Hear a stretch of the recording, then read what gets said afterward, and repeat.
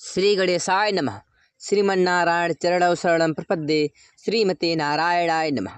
कार्तिक पूर्णिमा क्यों मनाई जाती है, जानिए इसकी पौराणिक कथा।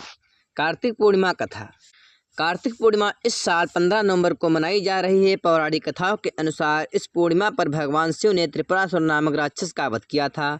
तो वहीं इस दिन संध्या के समय श्री हरि विष्णु भगवान का मत्स्य अवतार भी हुआ था। यही वजह है कि कार्तिक पूर्णिमा पर भगवान शिव और विष्णु जी दोनों की पूजा की जाती है। चलिए आपको बताते हैं कि कार्तिक पूर्णिमा की कथा। कार्तिक पूर्णिमा क्यों मनाते हैं। कार्तिक पूर्णिमा की कथा के अनुसार एक समय त्रिपुरासुर नामक राक्षस ने 1 लाख वर्ष तक प्रयागराज में घोर तपस्या की थी। उसकी इस तपस्या के प्रभाव से समस्त जीव और देवता भयभीत हो गए। तब देवताओं ने उसके तप को भंग करने के लिए अप्सराएं भेजी, लेकिन तब भी देवताओं को सफलता नहीं मिली। त्रिपुर राक्षस के तप से प्रसन्न होकर ब्रह्मा जी उसके सामने प्रकट हुए और उससे वरदान मांगने को कहा। तब त्रिपुर ने वरदान मांगा कि मुझे ऐसा वरदान दे कि मैं न देवताओं के हाथों मरूं न मनुष्य के हाथों से। इस वरदान को पाते ही त्रिपुर निडर हो गया और उसने सभी पर अत्याचार करना शुरू कर दिया। इतना ही नहीं, उसने कैलाश पर्वत पर भी चढ़ाई शुरू कर दी। कहते हैं इसके बाद भगवान शंकर ने त्रिपुर का वध कर दिया। त्रिपुर के वध से देवता खूब प्रसन्न हुए और उन्होंने कार्तिक पूर्णिमा पर दीप जलाकर दिवाली मनाई। कार्तिक पूर्णिमा की कथा। कार्तिक पूर्णिमा की कथा। कार्तिक पूर्णिमा की कथा के अनुसार तारकासुर नामक एक राक्षस था, जिसके 3 पुत्र थे, तारकाक्ष, कमलाक्ष और विद्युन्माली। तारकाक्ष ने हर जगह आतंक मचा रखा था, जिससे परेशान होकर देवताओं ने भगवान शिव से उसका वध करने की प्रार्थना की। इसके बाद भगवान शिव ने तारकासुर का वध कर दिया। अपने पिता की मृत्यु का समाचार सुनकर तारकासुर के 3 पुत्रों को बड़ा दुख हुआ और उन्होंने इसका बदला लेने के लिए ब्रह्मा जी की घोर तपस्या की। उनकी तपस्या से प्रसन्न होकर ब्रह्मा जी ने तीनों से वरदान मांगने को कहा, लेकिन तीनों ने अमर होने का वरदान मांगा। ब्रह्मा जी ने अमरता के अलावा कोई दूसरा वरदान मांगने के लिए कहा।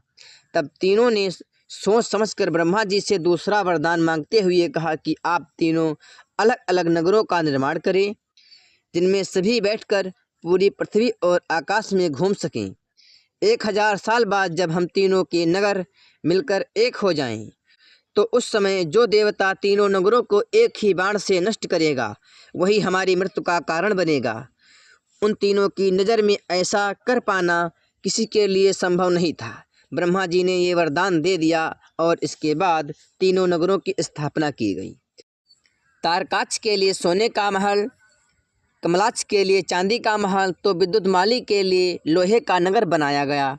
इसके बाद तीनों ने मिलकर तीनों लोकों पर अपना अधिकार जमा लिया। इंद्र देवता समेत सभी देवता इन तीनों राक्षसों से बहुत भयभीत हो गए थे, जिसके बाद सभी भगवान शंकर की शरण में गए। इंद्र की परेशानी सुनने के बाद भगवान शिव ने इन दानवों का नाश करने के लिए एक दिव्य रथ निर्माण किया, जिसकी हर एक चीज़ देवताओं से बनाई गई थी। इस रथ के पहिए चंद्रमा और सूर्य बने। इंद्र, वरुण, यम और कुबेर से 4 घोड़े बने। हिमालय धनुष बने तो शेषनाग प्रत्यंचा बने। भगवान शिव शंकर का बाण बने और बाण की नोक अग्निदेव बने। फिर इस रथ पर भगवान शिव सवार होकर तीनों भाइयों से युद्ध करने के लिए गए। युद्ध करते समय एक ऐसा समय आया, तब तीनों रथ एक ही सीध में आ गए। ठीक उसी समय भगवान शिव ने अपने बाण छोड़े और तीनों का नाश कर दिया। इस वध के कारण ही भगवान शिव त्रिपुरारी कहलाए। आप लोगों को यह कथा कैसी लगी कमेंट में बताएं, और यदि चैनल पर नए हैं तो चैनल को सब्सक्राइब कर वीडियो को लाइक करना ना भूलें और वीडियो को ज़्यादा से ज़्यादा शेयर करें। इस चैनल में सभी हिंदू धर्म से जुड़ी जानकारी एवं कथाएँ प्रदान कराई जाती हैं।